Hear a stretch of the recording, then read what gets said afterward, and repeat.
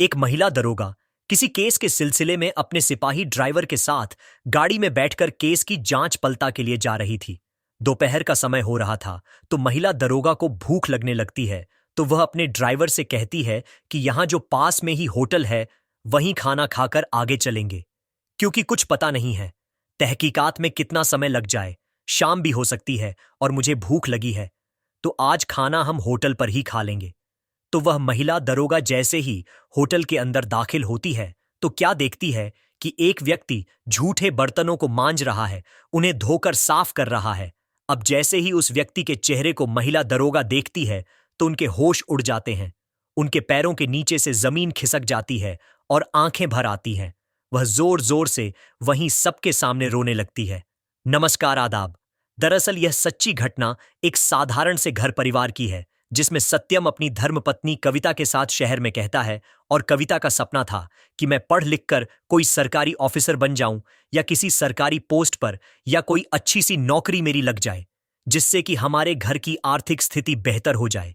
ऐसा कविता अपने दिमाग में विचारों को सोचती रहती थी। लेकिन सत्यम एक प्राइवेट कंपनी में जॉब करता था और RS1J उसे तनख्वाह मिलती थी। एक दिन कविता सत्यम से कह ही देती है कि देखो, मेरा सपना है कि मैं आगे भी अपनी पढ़ाई को जारी रखूं, जिससे पढ़ लिख कर मुझे जरूर कोई ना कोई सरकारी नौकरी या कोई भी सरकारी पोस्ट को मैं हासिल कर लूंगी। सत्यम की पत्नी कविता उससे बहुत प्यार करती थी।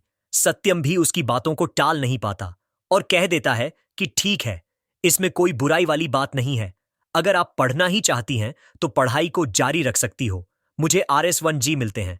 सैलरी के जो कुछ भी खर्चा होने के बाद बचा करेंगे, तुम्हारी पढ़ाई में लगा दूंगा। तुम अपनी पढ़ाई जारी रखना। सत्यम ने अपनी पत्नी को खूब पढ़ाया लिखाया और कुछ समय बाद पुलिस विभाग में भर्तियां निकलती है। तो कविता भी काफी तैयारियां कर चुकी थी, तो वह भी पुलिस का फॉर्म भर देती है और फिर पेपर देने के बाद भगवान की कृपा से उसका सिलेक्शन भी हो जाता है। उनकी मेहनत और लगन आखिर रंग ले आती है। सब इंस्पेक्टर यानी दरोगा की पोस्ट पर उनकी नियुक्ति हो जाती है। अब सत्यम और कविता दोनों ही बहुत खुश थे। कविता एक महिला दरोगा बन चुकी थी। उनकी खुशी का कोई ठिकाना ही नहीं रहता। सत्यम और कविता दोनों ही अपने अपने यार दोस्तों और रिश्तेदारों को यह खुशखबरी दे देते हैं। अब जो भी रिश्तेदार घर पर आता है तो कविता को बहुत मुबारकबाद देता है। मुबारक हो, आप तो एक दरोगा बन गई हो। सभी मिलतवारी के लोग आते हैं तो कविता को ही बधाई देते हैं कि बधाई हो, आपको सरकारी नौकरी मिल गई है। सत्यम के भी जितने यार दोस्त, रिश्तेदार, यहां तक कि पुलिस विभाग से भी बड़े बड़े ऑफिसर उन्हें घर पर ही मुबारकबाद देने के लिए आते हैं। तो सत्यम से पूछते हैं कि मैडम जी कहाँ हैं। तो सत्यम बता देता था कि मैडम अपने रूम में होगी या बैठक में ही बैठी हुई है। तो सभी लोग डायरेक्टली कविता के पास जाते हैं और उन्हें सैल्यूट करके हुए बधाई देते हैं। सत्यम को यह सब बातें नागवार गुजरती है। वह सोचता है कि जो कोई भी व्यक्ति आता है, वह सीधा पहले मेरी पत्नी के पास ही जाता है, उसी से मिलता है, उसी को मुबारकबाद देता है। हर व्यक्ति उसी की जय जयकार लगाए हुए हैं। मेरी तो कोई बात ही नहीं करता, ना मेरा कोई मान सम्मान करता है। मेरी इस घर में कोई इज्जत या वैल्यू ही नहीं है। इसका मतलब मैं अपनी पत्नी के सामने कुछ भी नहीं हूं। अरे मैंने दिन रात मेहनत करके एक एक पैसा बचा करके सारा पैसा खर्च किया है, उसे पढ़ाया लिखाया है, तब जाकर उसने इस मुकाम को हासिल किया है। लेकिन कोई भी व्यक्ति मेरी बात ही करने को तैयार ही नहीं है, मेरी कोई वैल्यू ही नहीं समझ रहा है। कुछ इस तरह की बातें सत्यम के दिल दिमाग में बस जाती है और वह फैसला करता है कि मैं ऐसी पत्नी के साथ ही नहीं रहना चाहूंगा जिसके सामने मेरी कोई इज्जत नाम रुतबा ही ना हो। सत्यम अपना अटल फैसला ले लेता है कि मुझे अपनी पत्नी से तलाक चाहिए, और वह अपनी पत्नी पर कई झूठे सच्चे आरोप लगाकर उनसे तलाक लेने की जिद पर अड़ जाता है। लेकिन कविता को कुछ समझ ही नहीं आ पाता। वह सत्यम से कहती है कि यह कैसी बातें कर रहे हो आप। मैं और आप तो कितने प्यार से रह रहे थे, और यह आपकी ही सफलता तो है जो मैं आज एक सब इंस्पेक्टर बनी हूं। आप ही ने दिन रात मेहनत करके मुझे पढ़ाया लिखाया है, और अब जब मैं एक कामयाब हो चुकी हूं तो आप मुझे छोड़कर जाने की बात कर रहे हो, मुझसे तलाक लेने की बात कर रहे हो। सत्यम, मैं तुम्हारे बगैर नहीं रह सकती हूं। कविता अपने पति के आगे हाथ जोड़कर खड़ी हो जाती है कि आप मुझसे तलाक मत लो। मैं आपसे बहुत प्यार करती हूं, और मैं आज जो कुछ भी हूं सिर्फ आपकी ही बदौलत हूं। दोस्तों, आपने सोशल मीडिया पर बहुत सी ऐसी घटनाएं देखी होंगी, ऐसी वीडियो देखी होंगी कि पत्नी को जब पति पढ़ाता है, लिखाता है और जब वह पत्नी किसी सरकारी पोस्ट पर नियुक्ति हो जाती है या कोई सरकारी टीचर या डीएम एसडीएम बन जाती है, तो तब वह पत्नियां अपने पति को छोड़ने का फैसला कर लेती है। उनसे डिवोर्स लेने का विचार उनके दिमाग में बसा लेती है, क्योंकि वह यह सोचती है कि मैं एक सरकारी अधिकारी हूं और मेरा पति तो एक बेरोजगार मजदूर है, छोटी मोटी नौकरी करता है। इसके साथ मैं रहूंगी तो मेरी इज्जत कम होएगी। लेकिन कविता के दिल दिमाग में इस तरह का कोई विचार नहीं आता है। वह गवर्नमेंट ऑफिसर बनने के बाद भी अपने पति के आगे हाथ जोड़कर प्रार्थना कर रही थी कि मुझे मत ठुकराए, मुझे अपनी जिंदगी से बेदखल मत करिए, क्योंकि आपके बिना मेरा संसार अधूरा है। लेकिन सत्यम के सर पर भूत सवार था। वह कविता की कोई बात नहीं सुनता और कविता से डिवोर्स ले लेता है। अब कविता अपने पति के छोड़कर चले जाने के बाद सदमे में पड़ जाती है और सत्यम यह शहर को छोड़कर दूसरे शहर में एक कंपनी में फिर से जॉब करने लगता है। अब कविता भी खुद को संभालती है और विचार करती है कि चलो कोई बात नहीं, मेरा पति मेरे साथ नहीं रहा तो क्या हुआ, लेकिन यह नौकरी तो मेरे पास ही है, जो कि मेरे पति की ही बदौलत मुझे मिली है और मैं हमेशा इस नौकरी को ईमानदारी से करूंगी, हमेशा अपना फर्ज अदा करूंगी और इस नौकरी पर कभी किसी तरह से कोई भी आंच नहीं आने दूंगी।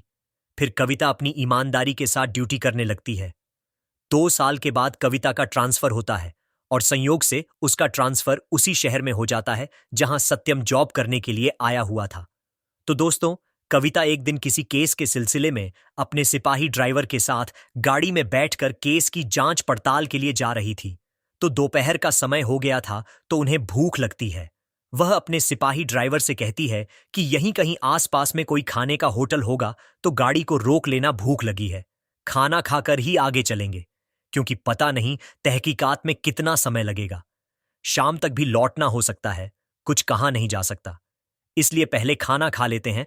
तो ड्राइवर थोड़ी आगे चलकर एक होटल के आगे गाड़ी को रोक देता है।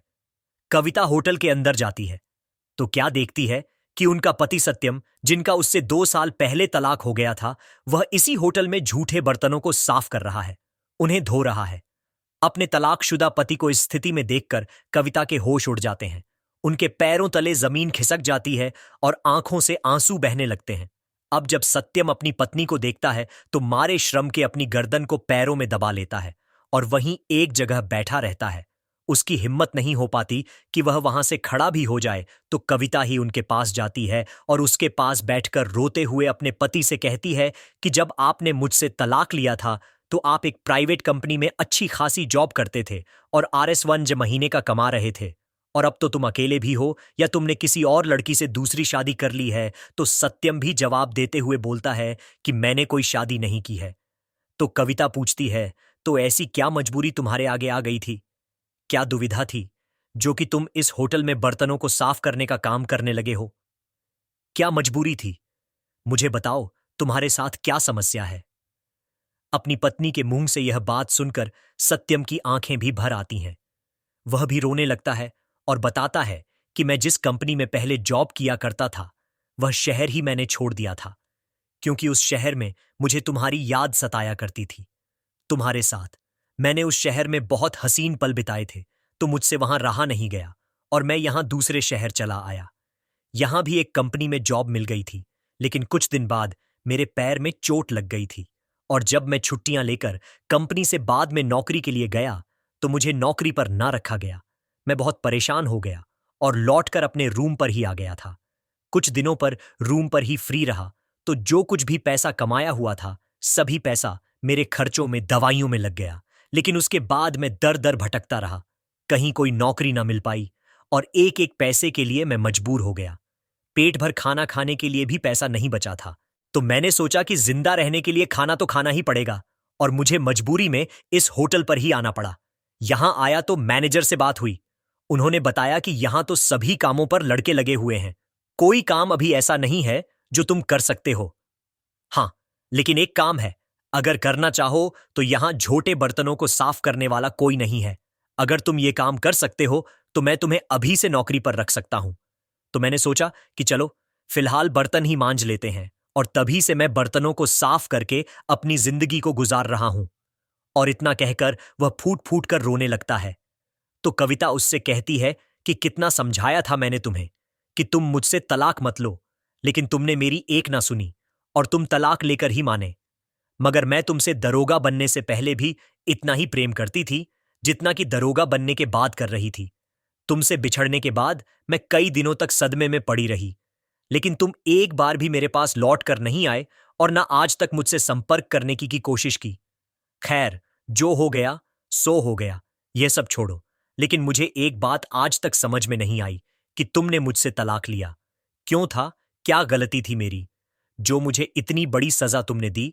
तो सत्यम बताता है कि जब तुम दरोगा बनी तो जो कोई भी तुमसे घर पर मिलने के लिए आता, तुम्हें बधाई देने के लिए आता, तो वह सिर्फ तुम्हें ही मान सम्मान देता था, तुम्हें ही मुबारकबाद देता। मुझे कोई कुछ समझ ही नहीं रहा था। यह सब देखकर मुझे बहुत शर्मिंदगी महसूस हो रही थी।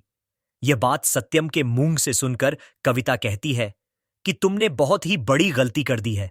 बहुत बड़ी तुमसे यह गलतफहमी है। अगर आपको यही लग रहा था कि तुम्हारी इससे इज्जत कम हो रही है तो आप मुझे सिर्फ एक बार बता देते। मैं तुम्हारी खातिर यह नौकरी भी छोड़ देती, लेकिन आपको खुद से कभी दूर ना होने देती। मैं आज भी आपसे उतना ही प्यार करती हूं जितना कि पहले करती थी। सत्यम, अब तुम यह बर्तनों को मांजने का काम बंद करो, और अगर आपकी इजाजत हो तो मैं एक बार फिर से आपके ही साथ रहना चाहती हूं। मुझे फिर से अपना लो। सत्यम, और वह उसके गले लगकर रोने लगती है। तो सत्यम अपनी पत्नी से कहता है कि अब आप मेरे साथ कैसे रह सकती हो, क्योंकि मैं तो आपके काबिल ही नहीं हूं।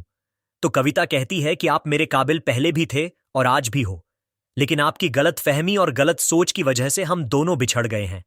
कहते हैं ना कि गलत फहमी में आकर किसी भी इंसान का हंसता खेलता जीवन बिखर जाता है, और कुछ ऐसा ही हम दोनों के साथ हुआ है।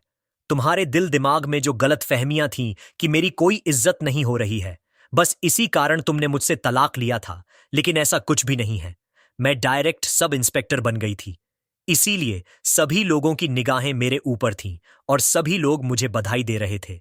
अगर पत्नी किसी बड़ी पोस्ट पर पहुंच जाती है तो पति का तो अपने आप ही गर्व से सीना चौड़ा हो जाता है कि देखो, हमारी पत्नी इतनी बढ़िया पोस्ट तक पहुंच गई है।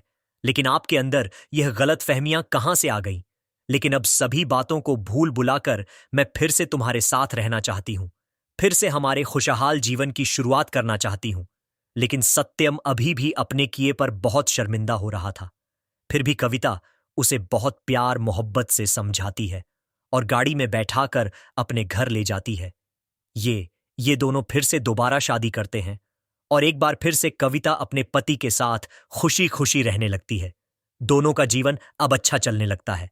तो दोस्तों, ये थी आज की कहानी। आपको कैसी लगी हमें कमेंट करके जरूर बताएं, और कविता के बारे में आपकी क्या राय है, क्या सोच आप कविता के बारे में रखते हैं जो उसने सत्यम के साथ किया? क्या वह सही था? और सत्यम की सोच के बारे में आप क्या राय देंगे? आपके जो भी विचार हो हमें जरूर बताइए, हमसे शेयर कीजिए। और अगर कहानी आपको जरा भी पसंद आई हो तो हमारे चैनल को प्लीज सब्सक्राइब कर लीजिए और वीडियो को भी एक लाइक कर दीजिए। मिलते हैं एक नई कहानी के साथ। तब तक के लिए धन्यवाद। जय हिंद।